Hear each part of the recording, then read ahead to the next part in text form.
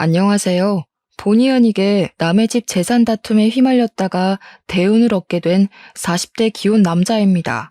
일단 제 소개를 하자면 저는 고아입니다. 부모님에 대한 기억이 없는 건 아니고 제가 미성년자일 때 돌아가셔서 지금은 얼굴도 흐릿해요. 부모님 사진 한 장 갖고 있지 않은 것이 뒤늦게야 서럽더군요. 그도 그렇지만 더 서러운 건 내 뒤를 든든하게 지켜주던 부모님의 존재가 없는 것 아니겠습니까? 제게도 부모님이 계셨다면 적어도 제 존재 자체를 욕하는 사람들은 없었겠죠. 세상에는 부모님을 잃는 것만이 가장 아픈 슬픔이라고 생각을 했는데 살다 보니까 그에 상응하는 고통도 있긴 하더라고요. 가족은 아니지만 가족만큼 아꼈고 마음을 준 사람들에게 당한 배신은 이루 말할 수 없이 괴로웠습니다. 저는 그저 소중한 사람들에게 진심을 보였을 뿐인데 결국 돈 앞에서는 모든 게 왜곡이 되는 것 같더라고요. 사람을 변하게 하는 것이 돈이라고 하는데 그것도 기준치에 따라 민감도가 다르다고 봐요. 저한테는 조약돌만큼의 돈밖에 못 가진다 하더라도 소중한 사람들과 어울리는 게 중요한 반면 제 사람들은 바위만큼의 돈을 얻을 수만 있다면 소중한 것은 아예 없구나 느꼈습니다. 이렇게 사연을 올리게 된 이유는 돈이 얼마나 대단하면 사람이 이렇게까지 무서워질 수 있는 건지 봐주십사 올렸습니다. 제가 인생을 너무 쉽게만 보고 있었던 건지 잘못 살고 있는 건지 꼭 좀 들어보시고 조언 부탁드립니다. 제게는 유일한 가족인 아내가 있어요. 저는 고등학교 때 부모님을 여의었고 학교를 끝까지 수료하지 못해 겨우 중학학력만 갖고 있는 사람입니다. 그런 부족한 제게 아내는 그야말로 한 줄기의 빛 같은 존재였어요. 아마 아내가 없었다면 저 혼자 어디 한강 주변에 맴돌며 나쁜 생각을 했을지도 모릅니다. 형제 하나 없던 저는 본래 서울이 고향이에요. 부모님이 돌아가시고 경제 지원이 끊겨 그 넓은 서울 거리를 혼자서 전전했었습니다. 게다가 저희 집이 원래 형편이 어려웠던지라 받은 유산은커녕 빚밖에 없는 처지였어요. 저는 졸지에 사회생활을 해보기도 전 빚이 생겨버렸고 슬픔을 감당할 여유도 없이 당장 돈벌이가 필요한 상태이기도 했어요. 그래서 찾아간 곳이 삼천포 동네 쥐포 공장이었습니다. 그곳을 알고 찾아간 것은 아니고 그저 서울보다 비교적 취업이 쉽고 좀 촌동네를 찾다 보니 알게 된 곳이었어요. 일자리를 구해야 했던 제가 가장 먼저 했던 게 미용실 방문이었는데 그래도 취업하려면 머리 정리라도 해야 될 것 같아 미용실을 들렸었죠. 거기서 제 사정을 들은 미용실 원장이 쥐포 공장을 추천해줬습니다.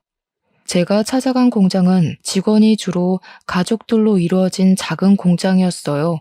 그곳에선 처음에 10대인 저를 보곤 당연히 안 받아주려고 했었는데 제가 무릎을 꿇고 사정을 했습니다. 그러니 역시나 제 사정을 알고 불쌍하다며 받아주셨어요.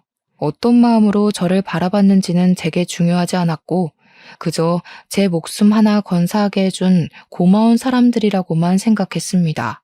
저는 저를 걷어준 그 은혜에 보답하느라 피해주지 않으려고 최대한 어른의 몫을 해내려고 했어요.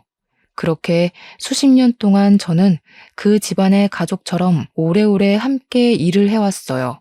쥐포 공장 사장님에겐 아들이 2명 있었는데 그 아들들도 초반에는 쥐포 공장에서 일을 하고 있었습니다. 제게 일을 친절히 가르쳐줬던 좋은 형들이었어요. 근데 사장님이 저보고도 어느 순간부터 막내 아들이라 불러주시더라고요. 솔직히 그 소리를 처음 들었을 때 많이 울었습니다. 기대하지도 않았던 가족이 살아 돌아와서 제 곁에 있어준 기분이었거든요. 저는 당시 결혼 생각도 없었고 사장님과 사모님의 은혜가 그저 고마워서 그들을 모시고 쥐포 공장을 운영하는 게 좋았을 뿐인데 두 분께서 저를 너무 좋게 봐주셨습니다. 그들이 얼마나 마음 좋은 사람들이었냐면 빚이 한가득 있는 제 사정을 알고는 제 빚을 대신 갚아주셨어요.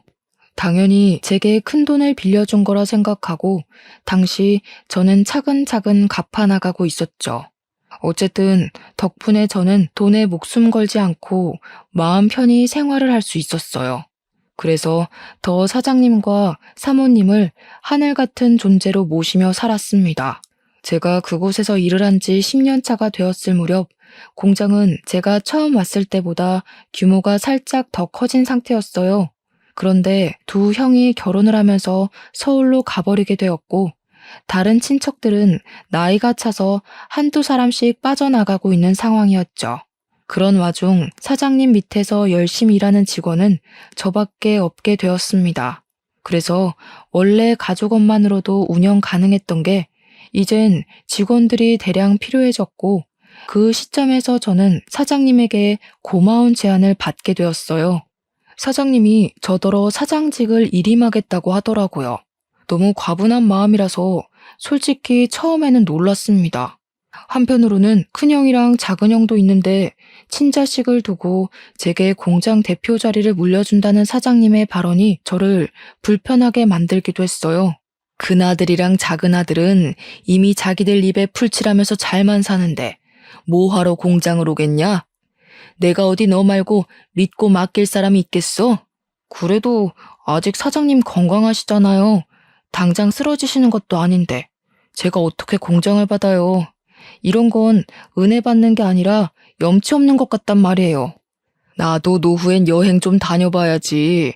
둘 있는 아들은 서울 가서 지네 가족들 챙기느라 부모는 들여다보지도 않고 있는데 하나밖에 없는 막내 아들 덕은 좀 봐야 하지 않겠어? 너도 내 아들 아니냐? 애비를 죽을 때까지 굴리고 싶은 거야? 사장님은 끝까지 제게 사장 자리를 넘겨주려고 했습니다. 제게 말은 일부러 세게 하기도 하고 제가 곤란해 할 말을 서슴지 않으면서도 죄책감은 느끼지 않도록 어쩔 수 없는 이유를 억지로 만들어내기도 했어요. 제가 죄책감 갖지 않도록 설득하는 사장님의 말은 사실상 생각해보면 틀린 부분은 없습니다. 사장님 말대로 큰형, 작은형은 이미 서울에서 직장 생활 중이기에 공장을 이어받을 수 없는 상황이었거든요. 사장님 건강은 당시 아직 정정한 상태였지만 미리 후계자를 뽑아서 인수인계를 해야만 공장이 타격 없이 돌아가기 때문에 정황상 제가 물려받는 게 맞긴 해요. 다만 제가 걱정이 되었던 건 사장님이 아들이라고 불러주니 저도 여태 사장님과 사모님을 아빠, 엄마라고 생각한 거지 진짜로 혈육이 아니잖아요. 그런데 혈육 아닌 사람에게 온 세월 바쳐 일궈낸 자산을 물려주겠다고 하니 제가 다 미안했습니다. 정작 사장님과 사모님은 괜찮아 보였는데 말이죠. 그러나 별 수 있었겠습니까? 할 수 없이 제가 공장을 물려받았고 그 뒤로 저는 정말로 두 은인에게 더 잘하고자 효도를 하는 수밖에 없었어요. 그렇게 몇 년을 더 사장님과 바짝 붙어 다니며 인계를 받았습니다. 그런 와중에 공장에 있던 경리가 결혼한다고 일을 그만두면서 다른 사람을 뽑게 되었는데 고맙게도 새로운 경리가 바로 제 아내 되는 사람입니다. 면접은 제가 봤어요. 솔직히 비즈니스에서 사심이 들어가면 안 되는 거 알지만 아내가 정말 제 이상형과 가까워서 뽑게 되었습니다. 뽑고 나서야 근무적인 부분에서 부족함이 있으면 어쩌나 걱정이 되었는데 다행히 아내는 일도 야무지고 칠칠 맞지 않았고 곧잘 하더라고요. 덕분에 저는 아내에게 더욱 빠지게 되었고 출근할 기분이 나서 구름을 타는 것 마냥 붕붕 뜬 시간을 보냈어요. 제겐 첫 여자였던 아내에게 감히 고백할 생각은 못하고 저 혼자서 남몰래 마음만 키워갔어요. 그런데 놀랍게도 한날 아내가 먼저 제게 호감을 표시해 주더라고요. 아내가 하는 말이 자기가 호감을 느낀 것도 사실이지만 먼저 고백을 할 수 있었던 건 제 얼굴에 감정이 다 티가 나서 제 마음을 모를 수가 없었다고 했어요. 제가 자신을 좋아한다라는 걸 확신할 수 있었기에 아내도 고백할 용기가 있었다고 했습니다. 참 멋없는 시작이었지만 그래도 좋았습니다. 저는 그렇게 제게 과분한 아내와 사귀게 되었고 결혼까지 약속하게 되었어요. 정말 감사하게도 사장님은 제가 친아들처럼 혼수까지 해주시더라고요. 괜찮다고 나도 모은 돈 많다고 했는데도 사장님은 늘 제게 고마운 말로 저의 입을 다물게 했습니다. 아들한테 혼수 안 해주는 부모도 있다냐? 자식이 진짜 나를 닮기라도 했나? 와이프 되는 사람도 참 이쁜 여자로 골랐다. 나도 네 엄마랑 결혼하려고 몇 년을 쫓아다녔는데 쓸데없는 소리 한다 또. 균성아, 필요한 거 있으면 우리한테 얼마든지 말해. 신혼집은 당연히 남자가 해가야 되는 거 알지? 집은 공장이랑 가까운 데로 계약했는데 시간 나면 괜찮은지 보고 와라. 남자는 태어나서 딱 3번만 울어야 된다는데 저는 그날로 3번째 울음을 보였어요. 부모님이 돌아가셨을 때 처음 울었고 사장님이 아들이라고 불러주셨을 때 2번 울었습니다. 그리고 제게 든든한 부모가 되어준 사장 사모님의 마음을 선물 받았을 때 3번째로 울게 되었네요. 저는 결국 사장 사모님의 고집을 꺾지 못해 작은 아파트까지 선물을 받아버렸어요. 형들도 와이프까지 데리고 삼천포로 내려와서 제 결혼을 축하해주는 성의를 보여줬고요. 저를 지지하는, 사랑하는 사람들이 전부 제 곁에 있었습니다. 정말 완벽한 삶이라 생각했어요. 저는 가족이 없는 고아인데 마치 가족이 있는 느낌이라서 고아 신세가 전혀 서럽지 않았습니다. 그래서 평생 이제 행복할 일만 남았다고, 내가 과분하게 받은 이 행복을 보답할 일만 남았다고 생각했습니다. 하지만 누가 그런 소리를 했던 기억이 있는데요. 너무 행복하면 크게 들뜨지 말라고 불행이란 브레이크가 찾아온대요. 그 말이 망상은 아니더라고요. 살아갈 이유가 가득하기만 했던 제게 부모님을 잃었을 때와 같은 고통이 닥쳐왔습니다. 그 문제는 제가 존경하는 사장님의 병세가 악화되기 시작했을 때부터 일어났어요. 사장님은 쥐도새도 모르게 찾아온 암 때문에 발견 즉시 시한부 선고를 받았습니다. 그 때문에 사장님의 친아들 2명과 제가 병실에 한데 모인 적이 있었어요. 그렇게 모이게 된 건 제 결혼식 이후 오랜만이었습니다. 오랜만에 같이 얼굴 보니까 좋네. 다름이 아니고 내가 시간이 얼마 안 남았잖아. 살아있을 때 재산 정리를 좀 하고 싶어서 불렀다. 그 자리에서 사장님은 자기 멀쩡할 때 재산 얘기를 하고 싶었다고 하면서 입을 떼기 시작했어요. 당연히 저는 남의 일이라고만 생각했습니다. 다시 말하지만 가족처럼 살긴 했어도 저는 친가족이 아니잖아요. 그런데 사장님이 하는 말은 제게도 충격이었어요. 사장님이 큰형, 작은형 얘기를 먼저 하면서 둘에게 지분을 40%씩 똑같이 나눠주고 나머지 20%는 약소하지만 제게 떼어줄 거라고 하시더라고요. 사장님 재산에서 20%면 무려 8억 가까이나 되는 돈이었습니다. 그것만으로도 충분히 놀라서 당황스러웠는데 사장님이 뒤에 덧붙이는 말은 제대로 된 불씨를 지폈어요. 공장은 균성이가 내내 운영했으니까 앞으로 균성이 몫인 거라. 여기에 대해선 불만 갖지 마라. 너희들이 가족 꾸려서 서울 밥 먹을 때 균성이는 밤도 옳게 못 자고 혼자서 공장 관리했다. 당연히 하던 놈이 공장 소유하는 게 맞지 않겠냐? 사장님의 이 결정은 좀 많이 놀랐어요.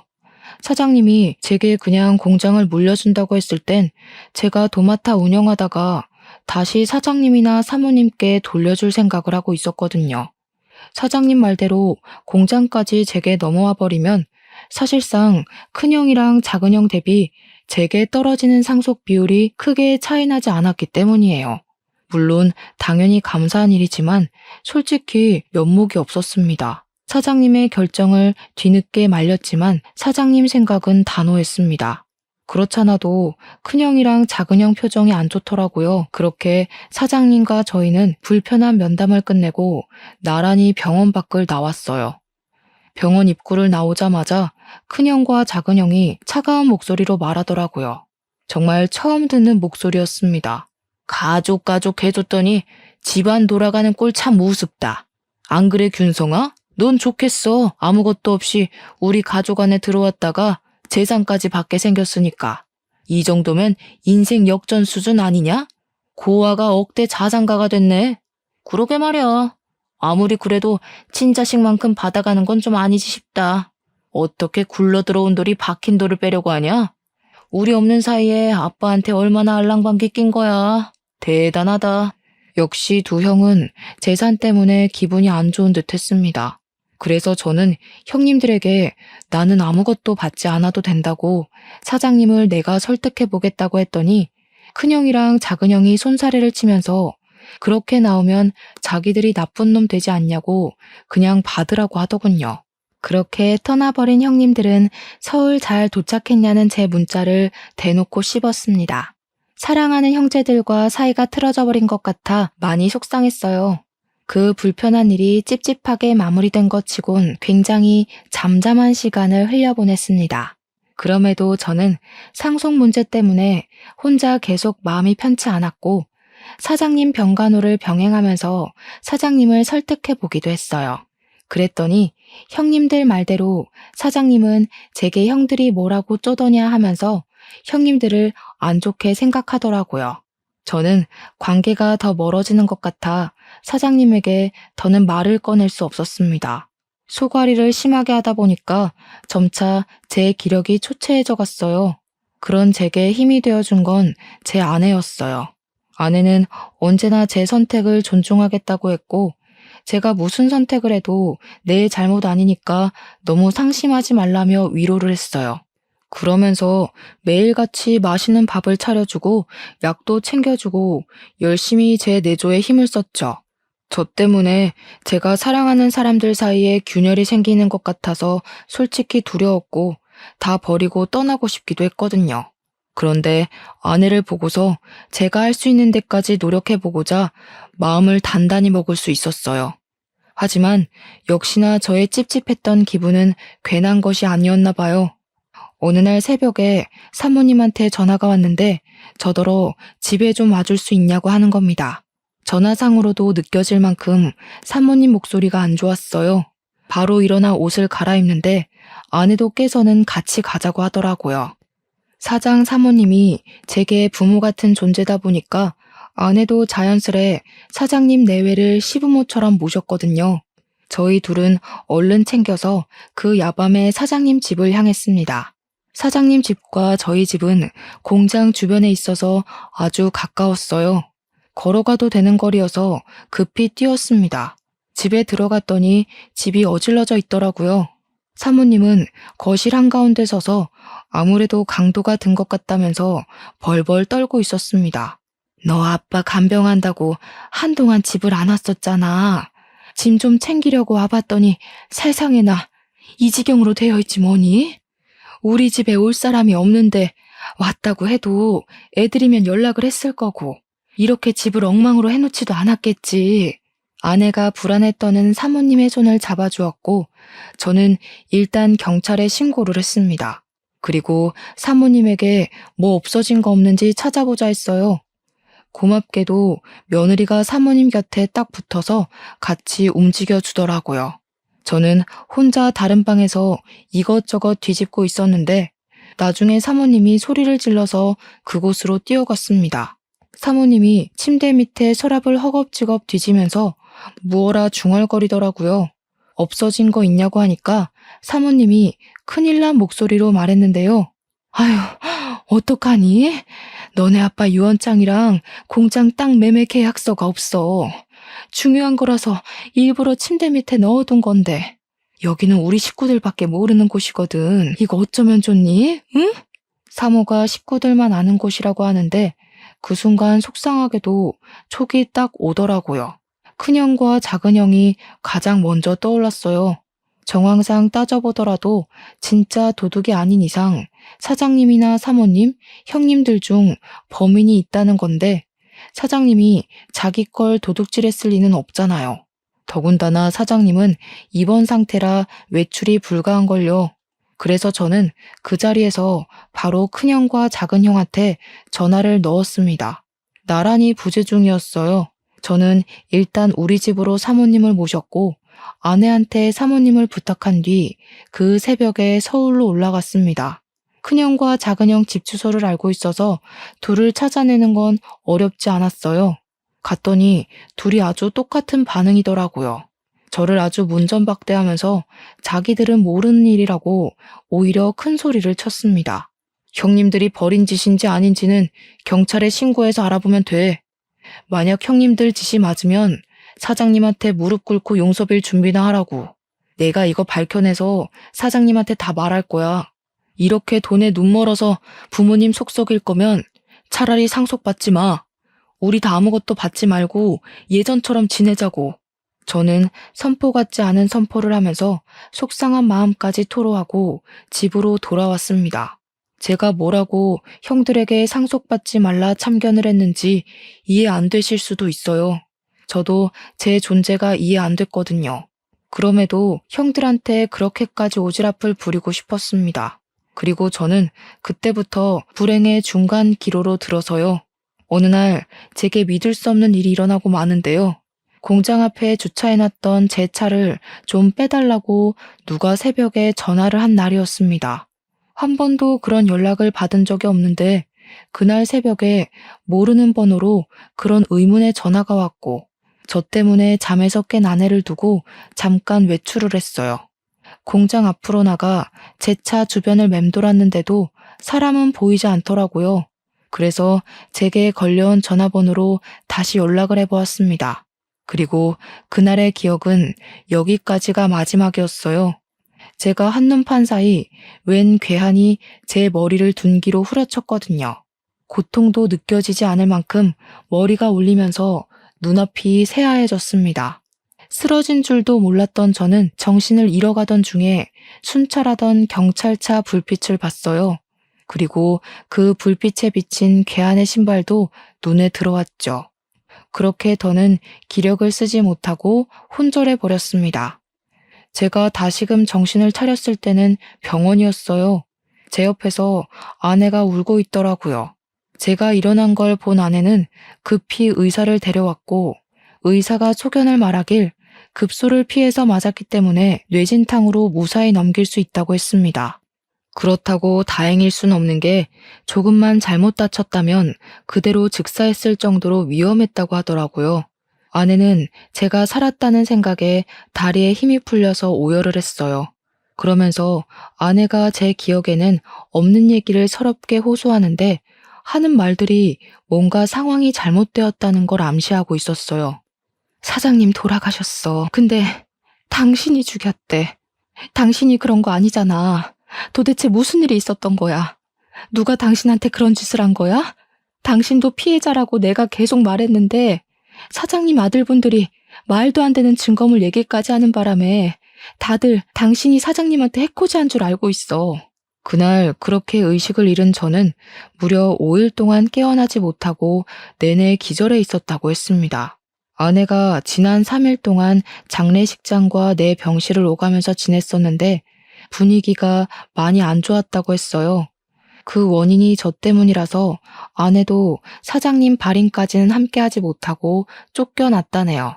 그러니까 당시 제가 사장님을 죽인 가해자라고 여론이 몰려있는 상황이었다는 겁니다. 사장님 장례식장에서 큰형이랑 작은형이 알 수 없는 증거물을 기반으로 저를 가해자로 몰았다고 했어요. 그 증거물은 다름 아닌 공장 주변 CCTV였대요. 제가 공장 주변 사장님 집에서 사장님 재산을 불법적으로 빼돌리려고 했는데 그때 운 좋게 괴한이 공장 털러 왔다가 나를 공격했고 지나가는 경찰에게 발각되어 저를 잡았다는 말도 안 되는 얘기였어요. 뿐만 아니라 또 제가 매일 사장님 병문안을 가는 점을 이용해서 그걸로 제가 사장님 산소호흡기를 뗐다고 구라를 쳐놨다는 게 아닙니까? 하필 그날은 사모님이 집을 들락날락하며 바깥일을 볼 때라서 병실에 없었을 적이었습니다. 그래서 제가 퇴원을 하면 경찰로 연행될 처지라고 하는데 아내 얘기를 다 들어도 도통 어떻게 이해를 해야 되는 건지 어렵기만 하더라고요. 제가 사장님을 죽였다뇨? 사장님이 저한테 어떤 사람인데요? 돌아가신 부모님 다음으로 제게 부모가 되어준 분이 아닙니까? 제가 사장님 대신 죽었으면 죽었지 절대 사장님께 그런 짓 못합니다. 대체 일이 왜 이렇게 됐나 곰곰이 생각하고 있는 와중 아내가 한마디 더 붙였는데요. 재산 상속이 아직 완벽하게 처리가 된 건 아니지만 제 몫이었던 재산은 일단 모조리 철수가 되었다고 하는 겁니다. 그 순간 더 묻고 따질 것도 없이 바로 큰형이랑 작은형이 생각나더라고요. 이 형들이 돈에 미쳐서 이젠 사람까지 해코지하려 드는구나 싶은 거 있죠. 막 나가는 형들을 이대로 두면 안 될 것 같았습니다. 저는 아내한테 폰을 달라고 했고 당장 사모님한테 전화를 걸었어요. 사모님이 계속 부재 중이더라고요. 아내 말로는 아마 사모님도 제게 큰 실망을 했을 거라고 하더군요. 공장 직원들한테까지 제 소문이 안 좋게 퍼져서 저는 이미 사장직에서 쫓겨난 상태이기까지 했습니다. 너무 기가 막혔습니다. 저 완전 짜고 치는 계획에 걸려든 거잖아요. 제대로 된 생각을 해야겠는데 머리를 굴릴수록 머리가 너무 아파서 도통 생각을 할 수가 없더라고요. 괴로웠습니다. 근데도 그 와중에 저를 믿고 보듬어 주는 건 제 아내뿐이었어요. 아내는 제가 그럴 사람이 아니라는 걸 무조건 믿고 있었고 제가 이 상황을 잘 해결할 수 있도록 끊임없이 안정감을 주려고 노력했습니다. 그러면서 그냥 다 버리고 타지로 떠나자는 말을 하더라고요. 아내가 웬만하면 제가 하자는 결정대로 기다려줄 사람인데 그날 처음으로 먼저 의견을 내주었어요. 아내도 제가 남의 집구석에서 할퀴어지고 다치는 걸 보기가 힘들었나 봅니다. 저도 마음 같아선 아내 말대로 재산 다툼에서 빠져주고 싶었습니다. 하지만 제가 이렇게 떠나버리면 돌아가신 사장님한테 예의가 아니라는 생각이 들었어요.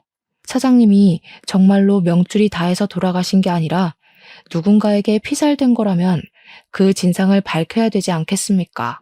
그게 수십 년 동안 아들도 아닌 남의 집 자식을 제 아들처럼 안고 키워주신 사장님에 대한 마지막 효도라고 생각했어요.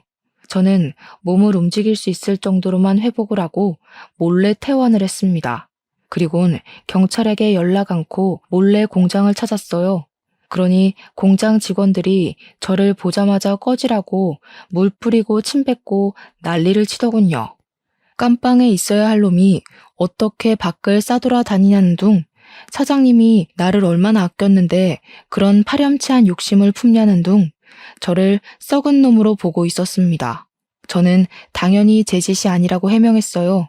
하지만 애초에 다들 제 말을 들어줄 생각이 없는 것 같더라고요. 빗자루까지 들고 와서 저를 패길래 저는 아내가 위험해질까봐 얼른 그 자리를 빠져나왔습니다. 그리고 그 다음엔 사장님 집을 찾아갔어요. 초인종을 눌렀더니 사모님의 다 죽어간 목소리가 저를 안 보고 싶다고 문전박대를 하시더군요. 저 혼자 왔으면 사모님이 끝까지 집에 안 들였을 텐데 옆에서 아내가 사모님에게 사정하며 설득해서 끝내 저희 둘 다 집안에 들어갈 수 있었습니다. 사모님 표정은 저를 원망하고 있기도 했고 배신감에 서글퍼 있기도 했어요. 저를 보자마자 눈물을 흘리며 공장 직원들이 그랬던 것처럼 저를 탓하더라고요. 그래도 나는 끝까지 너를 믿었어. 그런데 네가 어떻게 그래? 우리 그이가 너를 진심으로 아들이라 생각했는데 어떻게 재산 때문에 그런 끔찍한 짓을 벌일 수가 있어? 이 양심 없는 놈아, 너는 여길 찾아올 자격도 없어. 저를 원망할 수밖에 없다는 거 알아요. 근데 제가 그런 거 아니에요. 저한테 사장님이 어떤 존재인지 잘 아시잖아요. 저는 공장도 필요 없고 재산도 필요 없던 사람이에요. 돈 때문에 사장님 배신할 거면 제가 나이 40 될 때까지 버티고 있었겠어요? 저 쓰러졌던 날, 저 때리고 도망친 사람을 봐서 찾아온 거예요.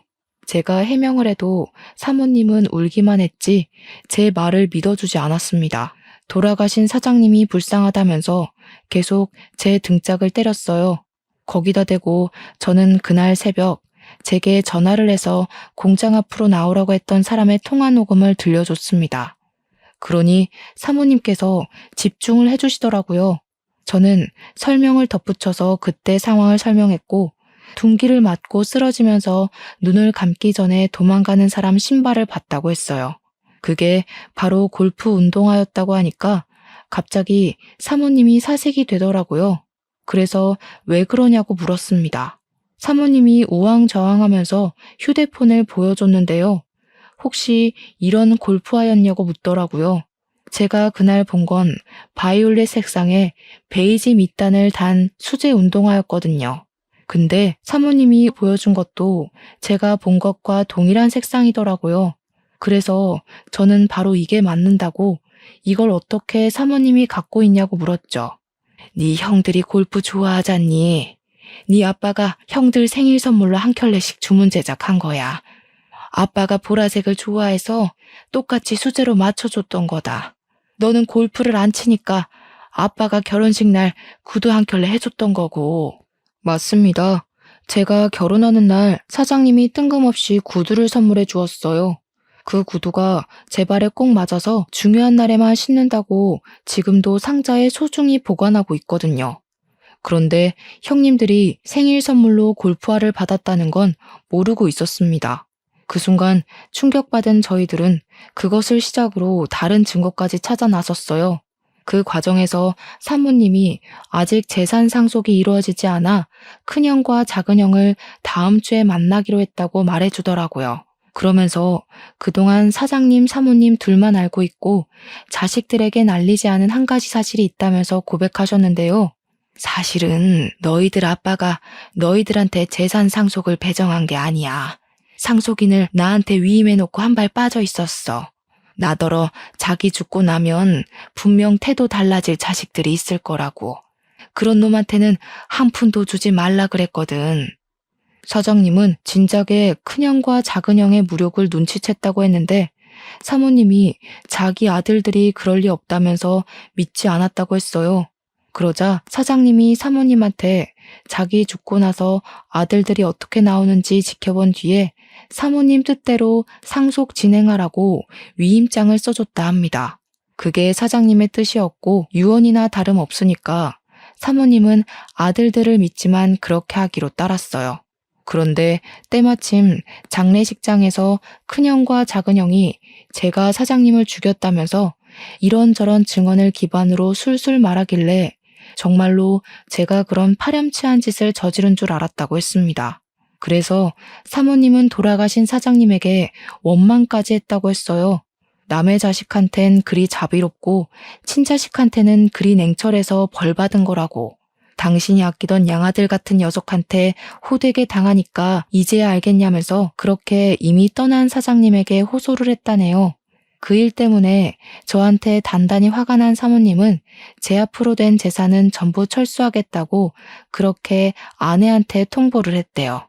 아내가 제 알리바이를 대줬지만 사모님뿐만 아니라 이미 당시 여론이 저를 등져버려서 아무도 아내의 말을 믿지 않았다고 했습니다. 아무것도 모르는 사모님 입장에서 보면 충분히 오해할 만했다고 생각했어요. 일단 상황이 어떻게 돌아가고 있든 가장 중요한 건 증거였습니다. 이미 공장 CCTV는 형들이 떼어갔을 테니 다른 증거가 필요했어요. 마침 그때 아내가 뾰족한 수를 말해주더라고요. 그날 새벽 제가 차 앞에 갔다면 혹시 블랙박스의 현장이 남아있지 않겠냐고요. 아차 싶더라고요.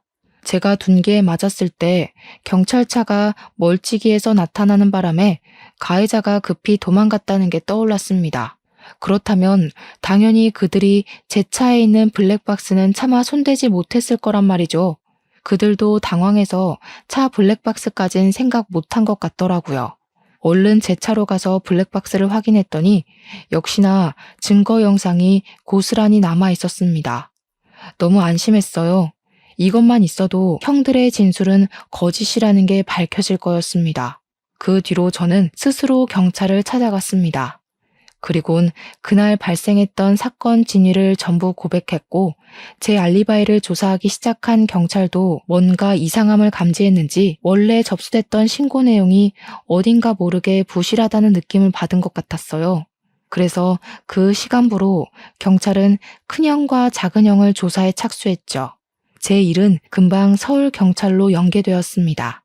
얼마 뒤 큰형이랑 작은형이 나란히 잡혔다는 연락을 받고 저랑 아내 그리고 사모님은 같이 서울로 올라갔어요.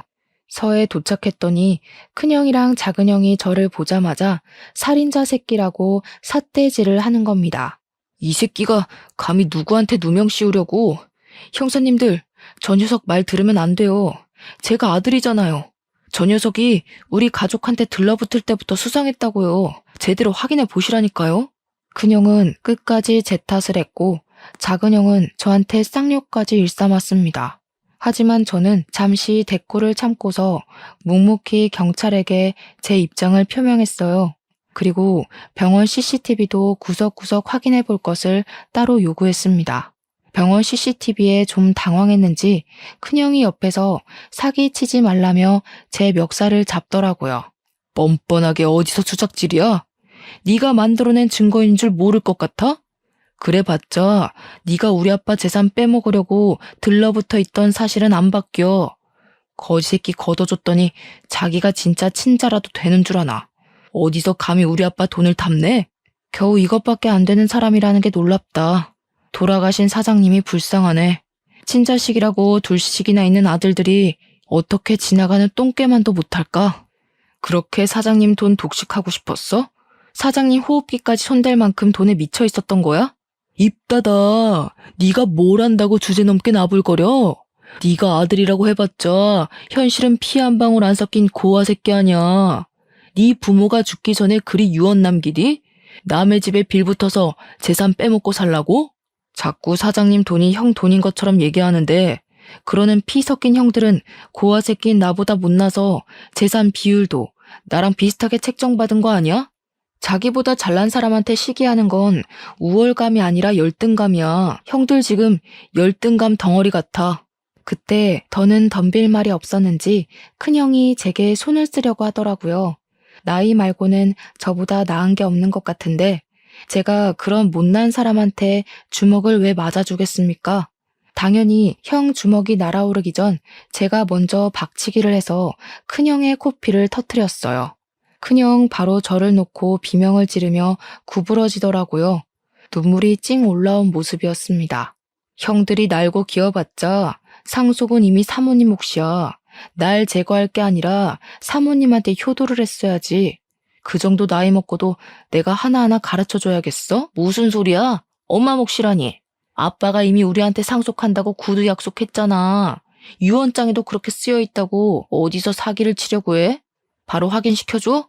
유언장은 분명 의문의 강도에게 도난당했을 적이었습니다. 작은 형은 자기가 어떤 실수를 하고 있는지 모르고 있는 것 같더라고요. 신기하네. 유언장은 얼마 전 도둑 맞았는데 형 말은 꼭 그 유언장을 갖고 있다는 걸로 들린다. 뭘 조작해놨든 그 가짜 유언장이 뭔 소용이겠어. 이미 사장님이 사모님한테 상속인 위임했어. 사모님한테 위임장도 따로 있고. 아, 이렇게 말하면 너희들 엄마도 해코지한 뒤에 나한테 누명 씌울 건가? 큰형이랑 작은형은 계획이 틀어졌다는 것에 크게 당황하며 표정으로 드러냈습니다. 뭔가 잘못되고 있다는 걸 얼굴로 티냈어요. 그 와중에 병원 CCTV를 확인하러 갔던 경찰한테서 연락이 왔는데요. 영상에는 제가 먼저 병문안 다녀온 뒤 간호사들이 몇 번 왔다 갔다 했고 그 다음에 형들이 들락날락한 정황이 드러났는데 형들이 병실을 나가고 나서 수상쩍게 두리번거리는 것이 포착되었답니다. 그리곤 몇 분 뒤에 다시 병실로 들어간 간호사가 순간 급하게 뛰쳐나오더니 의사를 불러와서는 병실에 있는 사장님 침상을 끌고 임종실로 옮기는 게 드러났다네요. 형들 집을 압수수색한 경찰들도 형들 집에서 위조된 유언장과 절도한 땅 문서까지 발견했다고 했습니다. 빼도 박도 못하고 쉽게 발각된 증거들 때문에 큰형과 작은형은 더 이상 할 말을 잃고 좌절했어요. 그리곤 그제야 저와 사모님께 용서를 구하면서 악의는 없었다고 무릎을 꿇었습니다. 형들은 더 지체할 것 없이 그 자리에서 구속이 되었어요. 연행당하는 아들들을 보면서 사모님은 울며 불며 자식들을 패기 시작했습니다. 도대체 균성이한테 무슨 짓을 한 거냐? 아무 잘못 없는 아이한테 왜 그런 짓을 했어? 너희들이 그러고도 사람이야? 이제 네 아빠 얼굴을 어떻게 보니? 그래도 내 배 아파 낳은 자식이라고 끝까지 편을 들었는데 어떻게 엄마 마음을 이렇게 찢어놓을 수가 있어? 며느리는 사모님을 보필하면서 주저앉는 사모님을 보듬어 주었습니다. 형님들 둘은 아무 말 없이 고개만 숙인 채 형사가 가는 대로 멀어졌어요. 그리고 저희는 서울에서 내려오게 되었죠. 그 뒤로 들은 소식이 당연히 자기 아빠를 죽인 형들은 징역살이를 살게 되었는데요. 문서 위조에 절도죄까지 포함되어 형량이 제법 나왔어요. 사모님께서 출소한 아들을 맞이할 수 있을지도 모를 정도로 길었습니다. 한꺼번에 힘든 일을 겪은 사모님은 저희가 혼자 두기 걱정되어 저랑 아내가 사장님 집으로 이사를 갔습니다. 현재도 사모님을 모시고 살고 있어요. 저는 다시 공장 대표 자리를 찾았고요. 사모님이 제게 사장님 재산의 70%를 떼주었습니다. 나머지 30%는 패 죽일 놈도 아들은 아들이라고 몫을 조금 남겨놓아야겠다고 하더군요. 그게 사모님의 괴로운 마음에 조금이나마 위안이 된다면 저도 사모님 뜻을 충분히 존중해 줄 수 있습니다. 그리고 저를 오해했던 공장 직원들도 당연히 오해가 풀렸고 제게 사과를 했어요. 사장님 아들 욕까진 차마 더 하지 못하더라고요. 어떤 분은 잘 알지도 못하고 저를 막대했다는 죄책감에 일을 그만두기도 하셨습니다. 제 아버지뻘 같은 분이셨는데 일을 참 우직하게 잘하셨던 분이거든요. 저는 정말 괜찮았고 상황이 그럴 수밖에 없었던 건데 그만두셨다고 해서 속상했습니다. 그분께 따로 문자를 넣어드렸는데 답장은 오지 않았어요. 그분께서 혹시 라디오 사연을 들으신다면 죄책감 가질 필요 없다고 그저 당신도 군중 심리에 이용당한 피해자가 아니냐고 위안의 말씀 올리고 싶네요. 다른 직원분들과의 관계는 더할 나위 없이 돈독해졌습니다. 아직은 다들 제게 죄책감을 갖고 있는 것이 눈에 보이지만 이마저도 관계 회복의 과정이라 생각하고 그들의 시도 때도 없는 사과를 자연스럽게 받아들이려고요. 이렇게 폭풍 같은 지옥이 지나고 나니 좋은 일들이 수두룩하게 찾아오는 것 같아요. 정말 기쁘게도 저희 부부에게 축복이 찾아왔어요. 저번 주에 제가 바빠서 아내랑 사모님이 같이 산부인과 가서 초음파 사진을 찍고 왔는데 아기가 아직 너무 콩알만해서 우리 아이인 게 실감나지 않더라고요. 아들일지 딸일지는 모르겠지만 우리 예쁜 아내를 닮았으면 좋겠다는 생각을 해요. 그리고 저 또한 내 자식으로 찾아와준 우리 축복이에게 부끄럽지 않은 아빠가 되도록 노력할 겁니다. 무엇보다 건강하고 가진 것에 감사하며 살 줄 아는 바람직한 아이로 키울 거예요. 너무 과분한 바람은 아니겠죠? 말을 하다 보니 덜컥 겁이 나서 제가 잘할 수 있을지 모르겠네요. 아이 기다리는 일이 원래 이렇게 긴장이 되는 건가요? 다른 아빠들도 다 그렇겠죠? 아무튼 저랑 아내 그리고 제게 어머니와 같은 사모님까지 저희는 곧 새로 생길 식구인 아이를 만날 그날만 손꼽아 기다리면서 한동안 설레는 시간을 보낼 것 같습니다. 다소 지저분했을 사연이었는데 중간에 채널 돌리지 않고 집중해줘서 감사해요. 청취자분들 인생은 태풍길 없이 산들바람만 이는 삶이길 바랍니다. 행복하세요.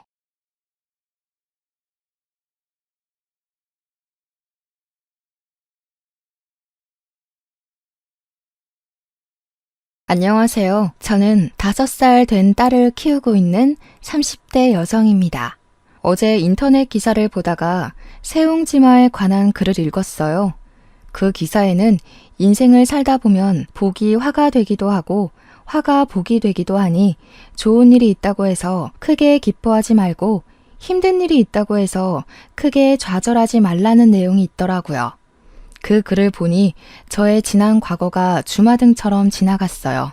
사실 지금 저는 아이와 함께 재혼을 앞두고 있습니다.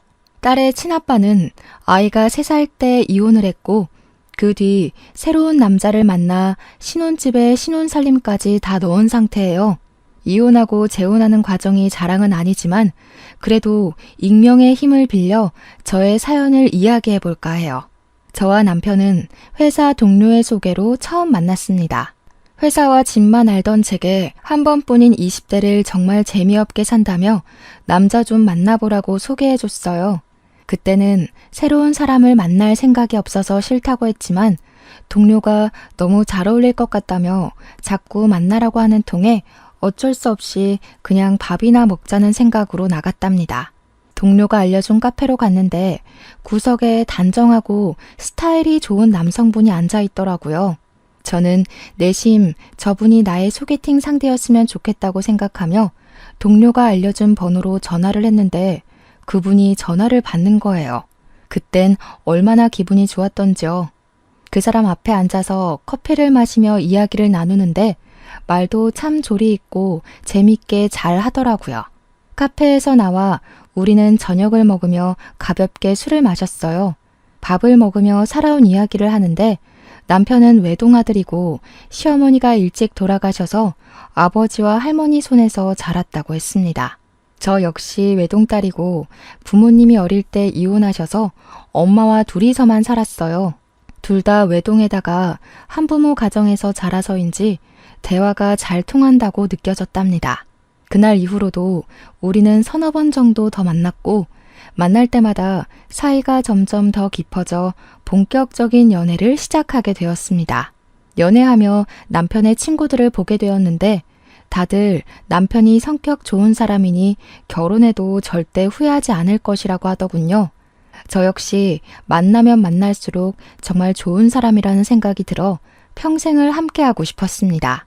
그런 마음이 쌓이고 쌓여 연애한 지 6개월 만에 결혼을 전제로 부모님께 인사를 드리러 갔어요. 친정엄마는 남편의 말솜씨, 성품을 보며 너무 좋은 사람을 만났다고 좋아하셨어요. 그리고 저 역시 남편의 집에 처음으로 인사를 드리러 갔는데 남편은 서울에 거주하는 반면 할머니와 아버지는 경기도의 주택에서 살고 계시더라고요. 시아버지는 저희를 보며 너무 잘 어울린다며 반겨주셨지만 시할머니는 저에 대해 별 말씀을 하시지 않으셨습니다. 그리고 남편은 우리 집 장손이라며 엄청나게 아끼시더라고요. 그때 그 모습을 보며 저는 몇 년 전에 돌아가신 우리 할머니가 생각나기도 했고 남편을 저리도 아끼시니 저도 엄청 예뻐해 주실 것이라는 착각에 빠졌었죠. 지금 그런 모습을 본다면 결혼에 대해 진지하게 생각을 해보겠지만 그때는 그저 순수했고 사랑에 푹 빠져서 그런 모습도 정말 좋아 보였답니다. 시할머니는 저희 부모님이 이혼했다는 사실을 조금 탐탁지 않게 생각하시는 듯 했으나 그래도 시아버지께서 요새는 이혼이 흠도 아니고 아버지 본인도 혼자 자식을 키우지 않았냐며 저희의 만남을 응원해 주셨어요. 시아버지의 적극적인 지지로 우리는 무사히 결혼하게 되었고 결혼과 동시에 남편이 경기도에 있는 시아버지의 회사에서 일하게 되어 신혼집을 시댁과 가까운 아파트로 장만했습니다. 저는 경기도로 이사를 하게 되면서 서울에 있는 회사를 어쩔 수 없이 관두고 전업주부가 되어 새로운 회사를 구해야 했답니다. 하루는 남편은 아버지 회사로 출근을 하고 저는 집에서 회사를 알아보고 있는데 시할머니께서 우리 집에 오셨어요. 시할머니는 다음 주가 돌아가신 시어머니의 제사인데 그동안은 시할머니께서 직접 음식을 장만하셨으나 이제는 며느리가 생겼으니 저한테 제사를 지내라고 하시더라고요. 연세도 많으신 시할머니께서 시어머니의 제사를 지내는 것은 제가 봐도 조금 아닌 것 같아서 알겠다고 했습니다. 사실 저는 제사 음식을 만드는 것에 큰 부담은 없었어요. 왜냐면 저희 친정 또한 제사를 지내고 엄마가 음식 솜씨가 아주 좋으셔서 크게 한식당을 하고 계시거든요. 항상 즐겁게 요리하시는 엄마를 보며 자라서인지 저도 음식을 만들고 차리는 것이 재미있었어요. 그래서 시할머니께서 제사 음식을 준비하라고 하시는 말씀이 크게 부담스럽지는 않았답니다. 일주일 후 결혼 후 처음으로 맞이하는 시어머니 제삿날이 되었어요. 전날 미리 장을 보고 당일 아침부터 부랴부랴 음식을 장만하는데 시할머니가 오셨습니다. 저는 우리 집에서 하던 대로 제사 음식을 만들었어요.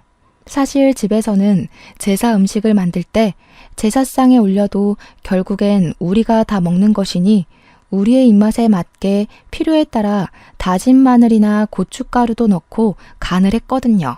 그래서 그냥 집에서 하던 대로 나물을 삶고 찬물에 헹군 후 다진 마늘을 넣어 무치고 있었습니다.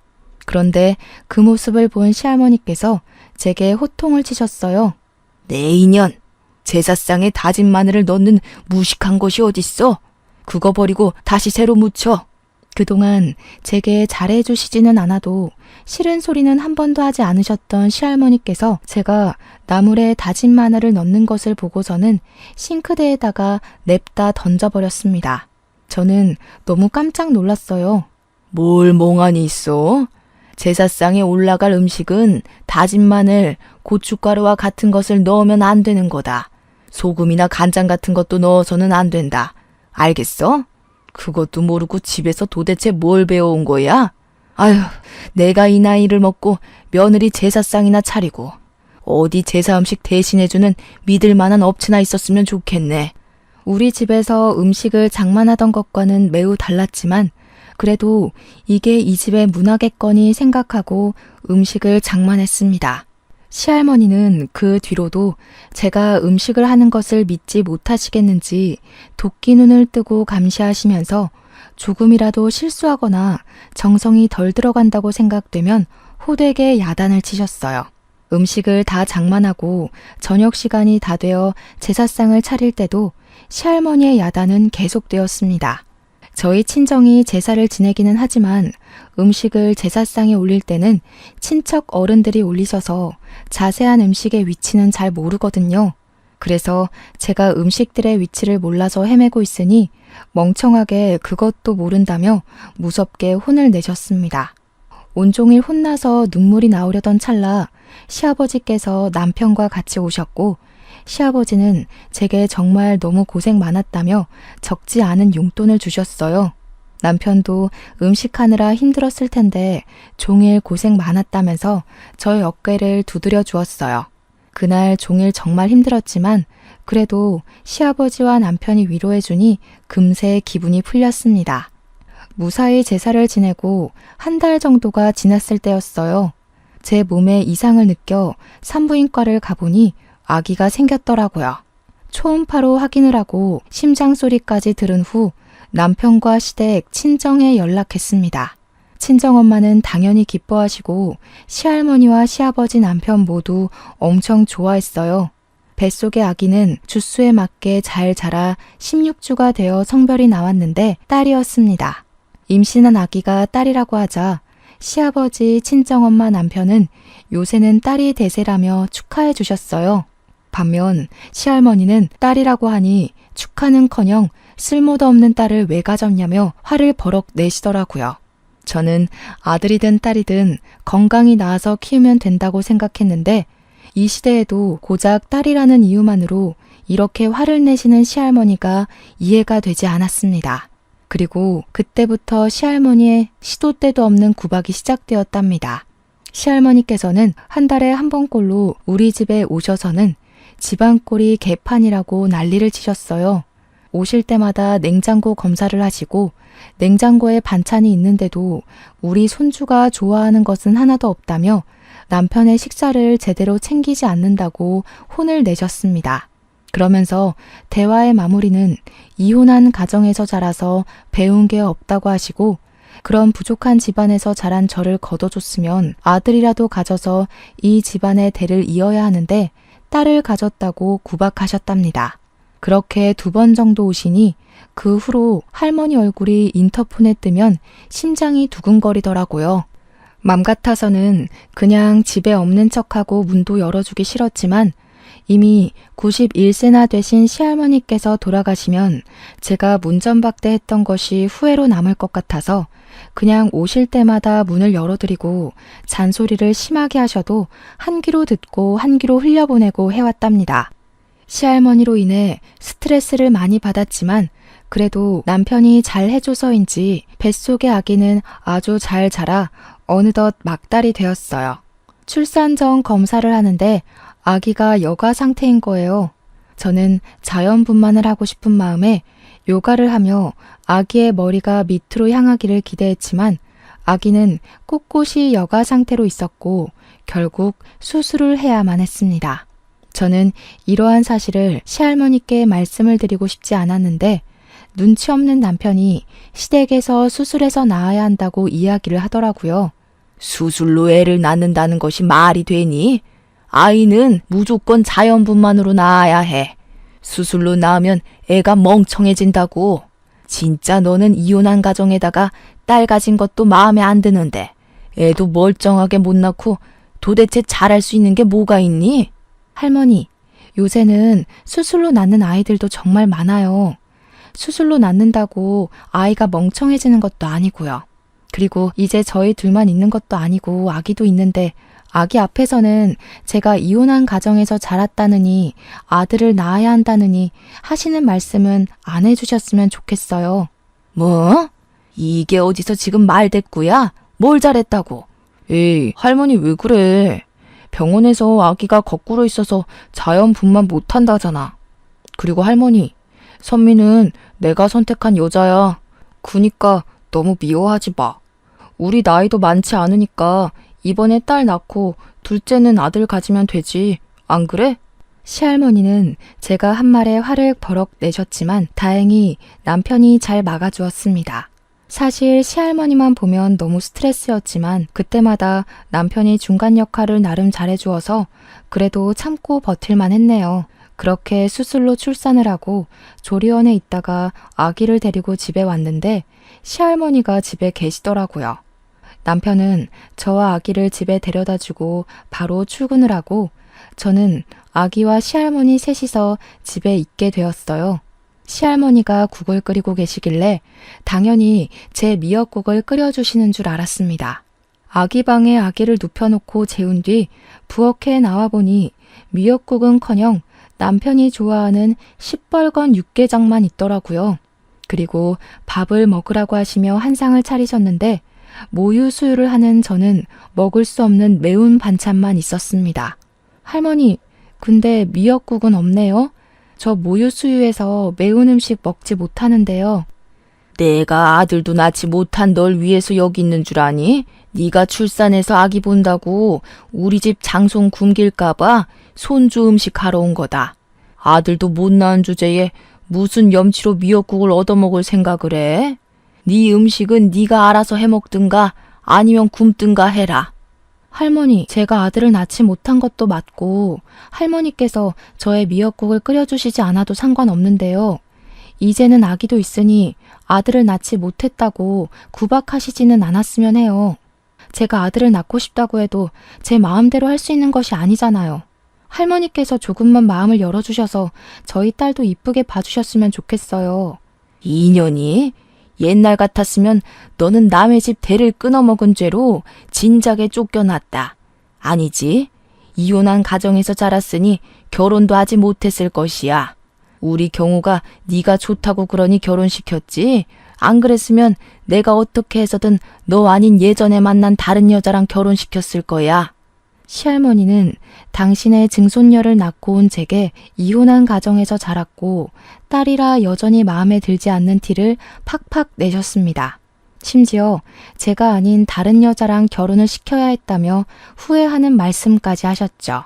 그런 시할머니께 아들을 낳지 못하고 이혼한 가정에서 자란 것이 그렇게 큰 죄냐고 대들고 따지고 싶었지만 하필 그때 아기가 깨서 우는 바람에 시원하게 이야기하지 못하고 방에 들어왔어요. 계집애가 우는 것도 아주 앙칼지구나. 옛말에 암탉이 우면 집안이 망한다고 했는데 우리 집이 쟤 때문에 조만간 망하겠어. 우리 경우가 쟤가 아니라 다른 여자랑 결혼해야 했는데.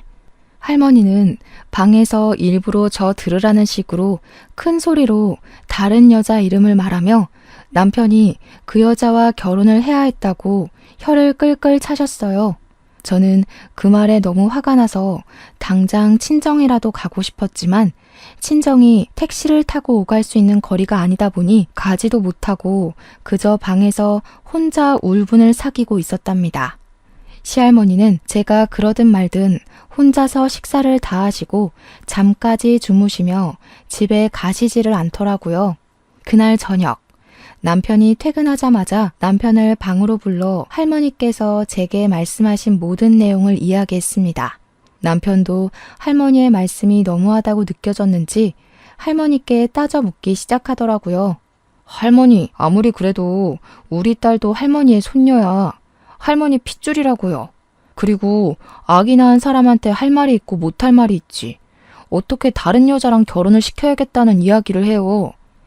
얘야, 내가 언제 그랬다고 그러니? 나는 그런 얘기 한 적 없다. 제가 날 쫓아내고 싶어서 헛소리 하는가 보구나. 사실 오늘 내가 미역국을 안 끓여놨다고 제가 나한테 화를 많이 내더구나. 그래서 제가 지금 괜한 소리를 하는 거야.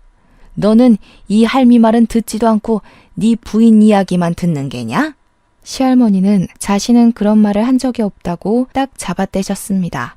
남편은 그런 시할머니의 말을 듣고서는 원래 여자들은 출산하면 별것도 아닌 일에 오해하고 마음 상해서 온다고 들었다고 하며 오히려 저를 예민한 사람 취급을 하더라고요.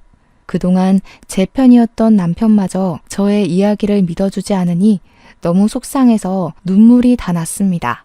시할머니는 울고 있는 저를 보며 뭘 잘했다고 눈물바람이냐며 뭐라고 하시고 남편은 중간에서 이러지도 저러지도 못하며 눈치만 보고 있는데 그저 답답하더라고요.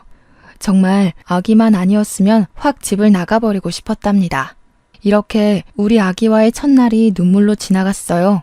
그날 이혼한 가정에서 자란 저의 딸이라는 이유로 우리 아기가 당연히 받아야 할 축복을 받지 못하는 것 같아 너무 속상했네요.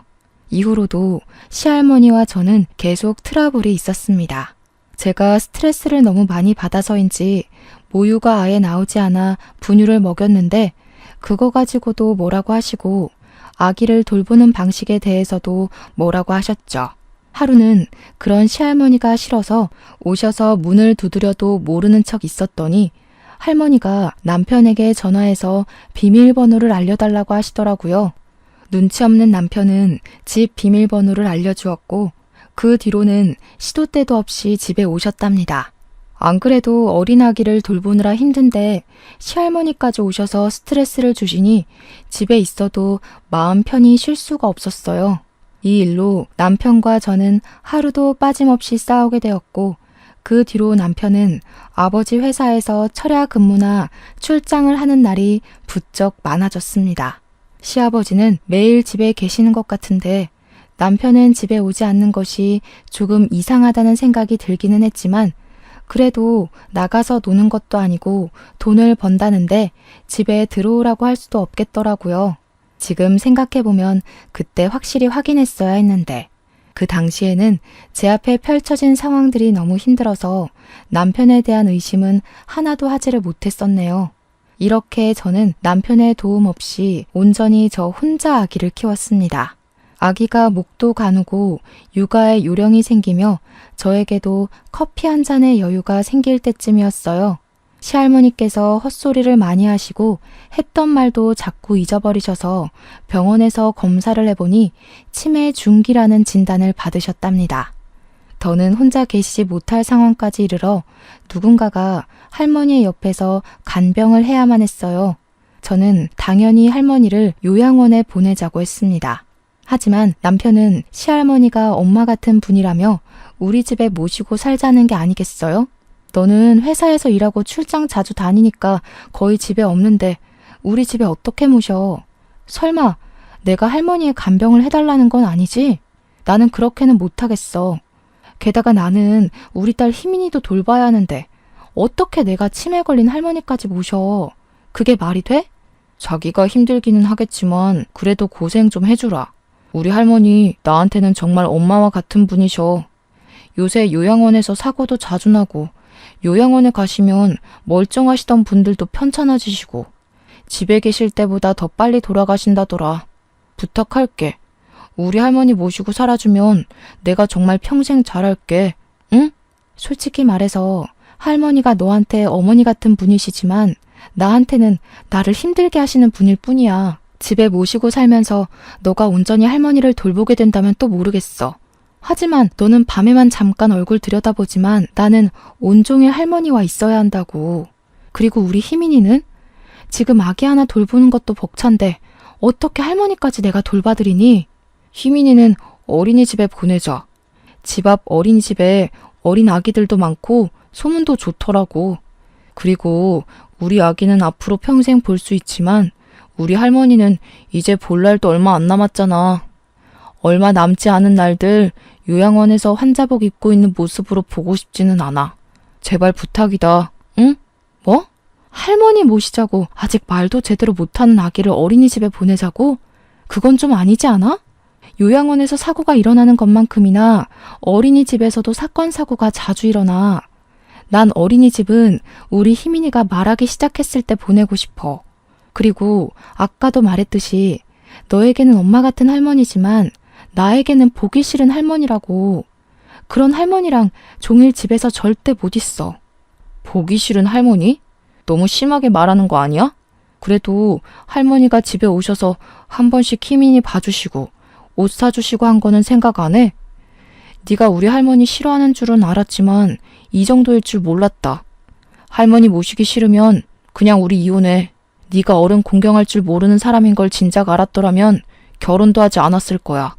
저와 남편은 치매에 걸린 할머니를 모시는 문제로 한참을 싸우다가 이혼하자는 이야기까지 오고 갔어요. 남편은 할머니를 당연히 모시고 살아야 한다며 아주 완강하게 주장했고, 저는 말도 못하는 아이를 어린이집에 보내면서까지 모시고 싶지는 않았어요. 좀 더 솔직히 말하면 저를 매일 구박하고 못 잡아먹어서 안달이시던 할머니가 싫어서 모시고 싶지 않았답니다. 결국 이날은 둘이서 싸우기만 하고 결론을 맺지 못했어요. 남편과 대판 싸우고 나서 방에 혼자 있는데 정말 많은 생각이 들더군요. 요새 뉴스나 기사를 보면 어린이집 학대 관련 소식이 종종 보이잖아요. 그래서 저는 희민이가 말을 한 후에 어린이집에 보내고 싶었는데 할머니 간병을 해야 한다는 이유로 희민이를 어린이집에 보내자는 게 이해가 되지 않았습니다. 그런데 또 한편으로는 친정엄마가 훗날 치매에 걸리시면 유일한 자식인 제가 무조건 모셔야 할 텐데 그때 제가 할머니를 모시지 않았다는 이유로 남편이 반대하면 어쩌나 하는 생각이 들더라고요. 저는 몇 날 며칠을 이 일로 고민을 했고 결국 시아버지께 한 달에 200만 원을 받는 조건으로 시할머니를 우리 집에서 모시고 살게 되었습니다. 사실 그동안 치매에 관해 이야기만 들었지 치매 환자가 어떤지 한 번도 제대로 본 적이 없어요. 게다가 이미 90세가 넘으신 할머니께서 사시면 얼마나 사시겠냐는 생각으로 겁도 없이 하겠다고 했네요. 그 뒤로 저는 희민이를 어린이집에 보내고 시할머니의 간병을 시작했습니다. 시할머니는 뒤돌아서면 배고프다고 하시고 헛소리도 하시는 등 상태가 아주 빠르게 악화되었어요. 남편이라도 옆에 있으면 좋겠지만 남편은 잦은 철야 근무에 출장으로 자주 보지도 못했답니다. 하지만 남편이 제게 너무 고마워했고 또 시아버지께 다달이 돈도 받아 살림에 보탬이 되니 생각보다 나쁘지 않았어요. 저는 정말 최선을 다해 시할머니를 모시며 하루하루를 잘 버티고 있었습니다. 그런데 어느 날부턴가 할머니께서 자꾸 저한테 우리 지수 어디 있느냐고 하시며 지수를 데리고 오라고 하셨습니다. 저는 도대체 지수라는 여자가 누구길래 할머니께서 이렇게 애타게 찾으시는지 궁금했어요. 그래서 지방 출장을 갔다가 돌아온 남편을 붙잡고 지수가 누구냐고 물어봤죠. 지수? 내가 그걸 어떻게 알아? 그리고 너는 치매 걸린 노인네 말을 다 믿어? 그냥 뭐 드라마나 TV에서 나온 지수라는 여자 찾고 계시는 거겠지 뭐. 그리고 너는 지방 출장 다녀와서 피곤한 사람한테 별로 중요하지도 않은 일을 그리 심각하게 물어보냐? 피곤해. 나 이제 잘 거니까 깨우지 마. 그냥 지수라는 여자를 모르면 모른다고 말하면 되는데 남편은 과하게 화를 내며 당황하고 말까지 더듬거렸어요. 그런 모습을 보니 남편이 확실히 지수라는 여자를 알고 있는데 숨기고 있다는 생각이 들었고 저는 그날 밤 남편이 잘 때 핸드폰을 몰래 봤습니다. 확인해보니 남편은 제가 희민이를 돌보고 할머니를 간병할 동안 지수라는 여자와 몰래 사귀고 있었더라고요. 심지어 이번에 지방 출장을 갔던 것도 출장이 아니라 이 여자와 여행을 간 것이었습니다. 제게는 항상 야근한다, 주말에도 회사에서 일한다고 해놓고선 이 여자와 데이트를 즐기고 있었어요. 가만히 생각해보니 다른 사람들은 결혼하고 자녀가 생기면 자녀의 사진을 카카오톡 메인 화면에 넣고 하던데 남편은 한 번도 희민이의 사진이나 제 사진을 올린 적이 없었습니다. 이게 다 지수라는 여자한테 결혼한 사실을 숨기기 위한 것인가 하는 생각이 들더라고요. 저는 일단 지수라는 여자 번호를 저장했습니다. 그리고 곤히 잠을 자는 희민이 옆에 누워 이 상황에서 내가 어떻게 하는 것이 좋은 것인지에 대해 고민했네요. 생각하면 할수록 화가 너무 나고 마음이 너무 답답해서 잠이 오지 않았고 결국 밤새우고 일어나 아침 식사를 준비했습니다. 제가 부스럭거리는 소리에 남편도 일어나 회사에 일찍 가봐야 한다며 씻고 바로 나갔어요. 남편이 출근하고 나서 저는 화장실에 갔다가 다시 거실로 나왔는데 시할머니가 쭈그리고 앉아 계시고 그 옆에 희민이도 같이 앉아 있었습니다. 할머니가 뭐 하시나 싶어 가까이 가보니 할머니께서 거실 바닥에 볼일을 보고 계시더라고요. 저는 너무 깜짝 놀라서 일단 희민이를 덥석 안았어요. 이년아, 네 아이 데리고 이 집에서 나가. 난 이런 못생긴 아기 필요 없다. 빨리 우리 지수 데리고 오란 말이야. 얼굴 고운 우리 지수가 손주를 낳아야 해. 네가 이 집에 붙어 있으니까 우리 지수가 시집을 못 오는 거 아니야? 이 괘씸한 것. 우리 집안 말아먹으련. 시할머니가 저를 밀치는 바람에 하마터면 안고 있던 희민이를 떨어뜨릴 뻔했습니다. 다행히 희민이를 제가 꽉 잡고 있어서 다치지는 않았지만 정말 아찔했어요.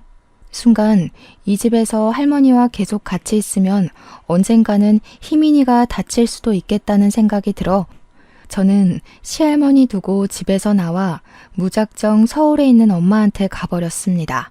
남편이 다른 여자를 만나고 있고 시할머니가 희민이에게 위험한 상황인데 제가 굳이 여기에 있을 필요가 없다는 생각이 들었거든요. 친정엄마는 연락도 없이 온 저를 보며 깜짝 놀라셨고 저는 그런 엄마께 그동안 알게 된 사실들을 다 말씀드렸어요. 엄마는 그런 상황에서 네가 굳이 참을 필요 없다고 하시며 일단은 쉬면서 앞으로 어떻게 할지 생각해보라고 하셨죠. 그리고 엄마는 가게로 가셨고 저는 일단 지수라는 여자를 만나야겠다고 생각했답니다. 어제 저장했던 지수 씨의 번호로 전화를 해보니 받지 않길래 문자로 경호 씨에 대해서 할 말이 있으니 만나자고 했습니다. 제가 문자를 보내니 바로 전화가 와서 누구길래 자기 남자친구에 관해서 할 말이 있냐며 지금 만나자고 하더라고요. 그래서 가게를 들려 엄마한테 희민이를 맡기고 약속한 장소로 나갔습니다. 저는 지수 씨를 만나 사실 경호 씨와 내가 결혼한 사이이고 아이까지 있다고 이야기를 했어요. 지수 씨가 저의 이야기를 듣고 깜짝 놀라서는 그럴 리가 없다길래 저와 남편의 결혼 사진, 희민이의 사진을 보여주었죠. 그리고 저는 둘이서는 언제 어떻게 만났는지 물어봤습니다. 알고 보니 남편과 지수 씨는 저와 남편을 만나기 훨씬 전에 결혼을 약속한 사이였어요. 지수 씨는 시할머니와 시아버지도 이미 만났었고 두 분 다 지수 씨를 너무 좋아하셨대요. 왜냐하면 지수 씨 아버지가 회사를 운영하시는데 그 회사가 아버지 회사의 원청업체였거든요. 아무래도 원청업체와 사돈을 맺으면 회사 운영에 많은 도움이 될 수 있기에 시할머니, 시아버지 모두 지수 씨와 남편의 만남을 적극적으로 응원했다고 해요. 지수 씨도 그런 두 분이 좋아서 시댁에 종종 놀러 갔었고 사이가 더 깊어져 결혼까지 하려고 했으나 지수 씨의 아버지가 경제적으로 차이가 난다며 둘의 결혼을 결사반대하셨대요. 그래서 결국 남편과 지수 씨의 결혼이 무산되고 잠시 헤어져 있는 동안 저를 만났던 것이죠. 그렇게 둘은 한동안 연락도 하지 않고 지내다가 제가 희민이를 낳고 정신이 없었을 때 우연히 길에서 만났다고 해요. 그 뒤로 꾸준히 연락했고 지금은 정식으로 사귀고 있다는 거예요. 그러면서 지수 씨는 결혼했다는 사실도 전혀 몰랐다고 하며 일단 이 자리에 남편을 부르기로 했습니다. 남편은 지수 씨가 만나자는 말에 반가워하며 바로 달려가겠다고 하더군요. 앞으로 본인에게 일어날 상황은 꿈에도 모른 채 말이에요. 1시간 정도 지나자 남편이 우리가 있던 카페에 도착했습니다. 남편은 지수 씨 앞에 앉아있는 저를 보고서는 매우 당황해서 어쩔 줄을 몰라 하더군요. 지수 씨가 저에게 모든 내용을 다 들었다고 이야기하니 남편은 저와 지수 씨 앞에서 무릎을 꿇었어요. 그런 남편에게 지수 씨는 물을 뿌리고는 남편의 뺨을 때리더라고요. 남편은 저와 지수 씨 사이에서 아무 말도 하지 못했습니다. 진짜 어떻게 사람이 그래? 치매 걸린 할머니를 간병하는 와이프 두고 다른 여자를 만나고 싶디? 나는 너의 그 엄마 같은 할머니 보느라 지쳐가는데 너는 할 것 다 하고 다녔더라? 나 몰래 지수 씨 만나는 동안 희민이는 생각 안 해봤어? 나쁜 새끼. 나 너 절대 가만두지 않을 거야. 아버지한테 다 이야기해서 회사와 거래 끊을 테니까 그렇게 알아. 너네 회사 매출의 80%는 우리 회사에서 나온다는 거 알고 있지? 사람 배신한 대가가 얼마나 무서운지 한번 뼈저리게 느껴봐. 아, 별일 없으면 저희 아버지한테 같이 가요. 우리 같이 가서 이 새끼의 실체를 말씀드려요. 지수 씨는 제게 같이 회사에 가서 아버지께 다 얘기하자고 했고 저는 여전히 무릎을 꿇고 있는 남편을 뒤로 하고 지수 씨의 아버지를 만나러 갔습니다. 지수 씨의 아버지는 어떻게 사람이 그럴 수가 있냐며 가만두지 않겠다고 남편 회사와의 거래를 끊어버리셨어요. 그리고 저는 남편과 혼인관계를 유지할 이유가 없다는 생각이 들어서 바로 이혼 서류를 작성하여 아버지 회사로 킥을 보냈답니다. 그날 저녁 이혼 서류를 확인한 남편은 제게 전화해서 이혼하지 못하겠다고 사정했지만 저는 단호하게 같이 살지 못하겠다고 했습니다. 결국 우리는 숙려 기간을 가진 후 이혼을 했고 양육권은 제가 가지게 되었답니다. 그리고 한 달에 2번씩 남편이 희민이를 보고 위자료 3천만 원에 양육비도 매달 60만 원씩 제게 보내기로 했어요. 이렇게 이혼 후 저는 친정엄마와 함께 살면서 희민이를 어린이집에 보내고 엄마의 식당에서 일했습니다. 엄마의 식당 일을 도우며 일하던 어느 날 예전에 시할머니가 제사상을 차리며 제사 음식을 해주는 업체가 있으면 좋겠다고 하셨던 말씀이 불현듯 생각났어요. 그래서 온라인으로 주문을 받아 제사 음식을 만들어 택배로 보내는 온라인 쇼핑몰을 차렸습니다. 엄마 식당 바로 옆에 조그마하게 가게를 내고 그곳에서 음식을 만들어 택배로 배송했답니다. 처음에는 반응이 그저 그랬지만 입소문이 나기 시작하면서 점점 매출이 늘었어요. 하루는 주문이 너무 들어와 엄마한테 희민이를 부탁하고 가게에서 일하고 있었습니다. 한창 정신없이 있는데 전 남편이 제 가게에 찾아왔더라고요. 음식 솜씨가 좋더니 가게까지 차렸네. 사실 부탁할 것이 있어서 무작정 찾아왔어. 사실 우리 할머니는 돌아가셨고 회사는 망했고 지수랑도 헤어졌어. 그래서 지금 나한테 그런 이야기를 하는 이유가 뭐야? 우리 다시 합치자. 우리 정말 사랑했는데 할머니와 지수 때문에 헤어진 거잖아. 나 그날 이후로 정말 반성 많이 했어. 우리 사이에 희민이도 있는데 이렇게 헤어져 사는 건 아닌 것 같아. 지금 뭐라는 거야? 할머니 돌아가셨고 지수랑 헤어졌다고 다시 합치자고? 말 같지도 않은 개소리를 참 정성스럽게 한다. 야, 부부 사이에 가장 중요한 게 뭐니? 바로 신뢰라는 거야. 근데 너는 이미 이 신뢰를 저버렸는데 내가 어떻게 너를 믿고 다시 만날 수가 있겠니? 헛소리 집어치우고 당장 꺼져. 전 남편은 저의 단호한 거절에 아무 말도 못하고 돌아갔습니다. 그런데 그날 저녁 주문이 들어와 제 가게에서 음식을 만들고 있는데 전 남편이 술에 취해 비틀거리며 들어오더라고요. 야, 나는 이렇게 쫄딱 망해서 하루 벌어 하루 먹고 사는데 너는 이렇게 잘 나가니까 좋으냐? 너 내가 아주 우습지? 내가 만약에 지금 돈 있고 회사가 안 망했으면 이렇게 네가 이혼하자고 했겠어? 이게 여기가 어디라고 자꾸 와? 술을 처먹었으면 집에 들어가서 잠이나 자. 어디 와서 행패야? 그리고 너 뭔가 단단히 착각하나 본데 나는 네가 돈이 없고 망해서 헤어진 게 아니야. 할머니 간병이 힘들어서 헤어진 것도 아니고 네가 바람을 피워서 헤어진 거라고 알았냐? 이 멍청한 놈아. 참나, 사람이 살다 보면 잠깐 넘어지고 실수도 할 수 있지. 내가 막말로 지수 만나면서 애를 만든 것도 아닌데 이게 이렇게까지 이혼까지 당할 일이냐? 그리고 너 그렇게 이혼 가정에서 자라서 외롭고 쓸쓸했다면서 희민이한테 아빠 없는 가정을 물려주고 싶냐? 너랑 똑같이 살게 하고 싶어? 이게 말이면 단주라나. 그렇게 희민이를 생각한다는 인간이 애를 놔두고 바람을 피워? 네가 걱정할 필요 없게 제대로 키울 거야. 그니까 쓸데없는 걱정 집어치우고 너 앞가림이나 잘해. 그렇게 술이나 퍼먹고 다니다가 다 잃고 노숙자 되면 희민이 볼 수나 있겠니?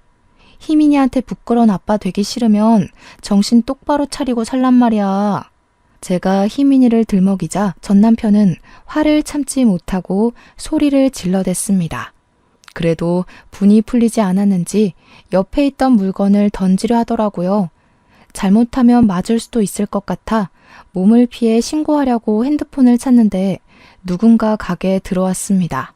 가만히 보니 엄마 가게에 자주 오시던 단골 손님이더라고요. 그분은 술에 취해서 행패를 부리는 전 남편을 순식간에 제압하고 내보냈습니다. 이분이 오시지 않았으면 정말 제가 어떻게 되었을지도 모른다는 생각에 너무 감사했어요. 그냥 감사하다는 말로만 끝내기에는 너무 죄송스러워서 간다고 하시는 것을 붙잡아 같이 저녁을 먹었습니다. 함께 음식을 먹으며 이야기를 해보니 이분은 저보다 4살 위인데 결혼했다가 아내의 불륜으로 이혼을 했대요. 다행히 자식은 없고 지금은 그냥 회사 다니면서 혼자 살고 계신다고 하더라고요. 그분은 제게 믿었던 배우자가 불륜을 저지르면 그 배신감이 얼마나 큰지 누구보다 잘 알고 있다면서 저를 위로해 주셨습니다. 엄마 가게에서 일하는 모습을 보면서 참 열심히 살고 밝게만 봤는데 그 웃음 뒤에 이런 아픔이 있는지 몰랐다고 하시더군요. 그러면서 전 남편이 또 와서 행패를 부릴지 모르니 밤늦게까지 있을 때 연락 달라고 하며 본인의 명함을 주었어요. 저도 제 연락처를 알려드린 후 우리는 그 뒤로 계속 연락을 주고받았습니다. 그러다가 친해져서 희민이도 함께 보았는데 희민이도 삼촌이라고 부르며 잘 따르더라고요. 그 뒤로 우리 셋은 종종 만났고 결혼까지 약속하게 되었습니다.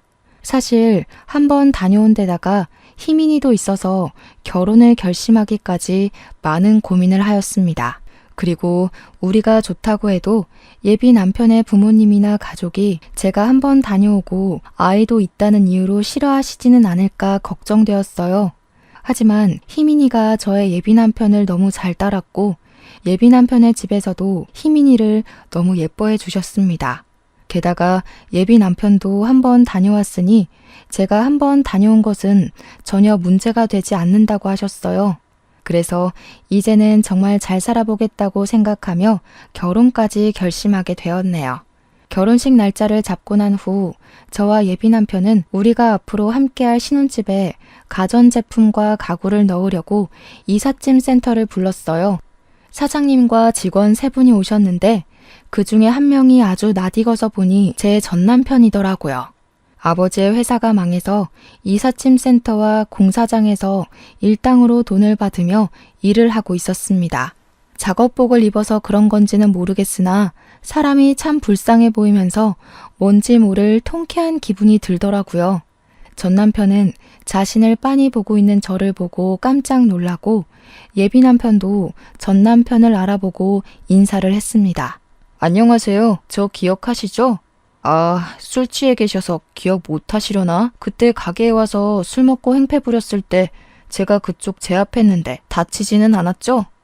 그래도 그쪽 덕에 우리가 결혼해서 이곳에 살림을 차리게 되었네요. 뭐 어쨌든 감사하네요. 전 남편은 예비 남편의 말에 표정이 굳었습니다. 기분이 다소 상했는지 물건을 제대로 놓지 않고 던지듯이 내려놓더라고요. 아저씨, 제대로 놔요. 이게 얼마짜리인 줄 알고. 이렇게 막 집어던지다가 망가지면 아저씨가 살 거예요? 겨우 구한 일자리일 텐데 여기서 잘리면 어쩌려고 그래요? 남의 돈 받아먹기가 어디 쉬운 줄 아시나. 예비 남편은 일부러 큰 소리로 전 남편을 구박했습니다. 그 소리를 듣고 이삿짐 센터의 사장님이 오셔서 무슨 일이냐고 물으셨고 예비 남편은 전 남편이 물건을 막 던진다고 불만을 쏟아냈어요. 결국 전 남편은 사장님한테 크게 혼나고 그 자리에서 쫓겨났습니다. 그날 이후 지금까지 연락이 되지 않고 어디서 뭐하고 사는지도 모른답니다. 처음에 전 남편이 저와 비슷한 가정에서 자랐다는 이유로 불같이 사랑했습니다. 정말 그때는 세상의 모든 것을 다 가진 듯이 행복했네요. 하지만 결혼 후 시할머니로 인해 참 불행했어요. 그래도 시할머니로 인해 제사음식 대행업체를 열어서 많은 돈을 벌고 남편의 불륜 사실까지 알게 되었습니다. 전 남편과 함께 한 시간을 돌아보면 행복이 불행이 되고 불행이 또 행복이 되었던 것 같아요. 그래서 재혼을 앞둔 지금은 좋은 일이 있어도 크게 기뻐하지 않고 어려운 일이 있어도 크게 낙심하지 않으려고 해요. 어차피 인생은 좋은 일과 슬픈 일의 연속이고 지금의 행복과 불행이 영원히 가지 않는다는 것을 첫 번째 결혼 생활을 통해 제대로 배웠기 때문입니다. 지금은 그때보다 내면적으로 성숙해졌으니 이제는 예비 남편과 희민이 셋이서 정말 행복하게 살고 싶네요. 저와 제 사연을 듣는 모든 분에게 꽃길만 펼쳐지기를 바라며 사연을 마칩니다. 저의 긴 이야기 들어주셔서 감사합니다.